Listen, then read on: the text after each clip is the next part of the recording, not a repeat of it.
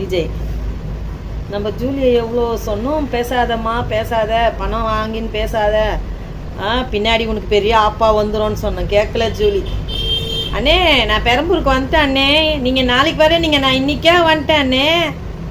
என்ன வந்த ஜனத்தில் கும்பலில் கோயந்தானேங்கன்னா நின்றுட்டு போனேன், நூறு அடக்கம் இல்லாத கீழ்ச்சிட்டு போனேன்.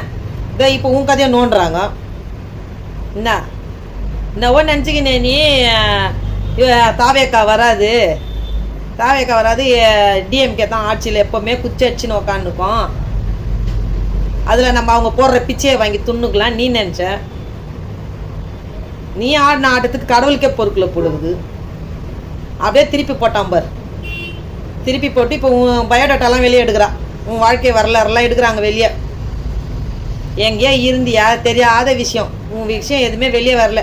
பிக் பாஸில் தான் ஏதோ கோல்மால் பேச்சு பேசியிருந்த, அதை தான் வச்சு உன்னை காரி துப்புனாங்க. இப்போ அது இல்லாத இப்போ நீ ஏன் வந்து இது நண்டு கொளுத்தா வலையில் தங்காதுன்ற மாதிரி நீ ஏன் வந்து எல்லாம் ஒப்பிச்சிட்ட. இப்போ உன் என்னைக்கு வெளியே வந்து அன்றைக்கி உன் ஹிஸ்ட்ரி எடுக்க ஆரம்பிச்சிட்டாங்க. எல்லாம் உன் ஹிஸ்ட்ரி எடுத்து எல்லாம் தெரிஞ்சு போச்சு, நீ தான் கிட்னி திருடின்னு. அதுக்கு புரோக்கரை நீ தான் மாமா வேலை பார்த்தேன்றாங்க. இப்போ ஆரம்பிச்சிட்டாங்களே, கிட்னி வழக்கை ஓப்பன் பண்ணுங்க, அது என்னான்னு எதுன்னு விசாரிங்க, யார் குற்றவாளி அதெல்லாம் கேட்க ஆரம்பிச்சிட்டாங்களாம்மா.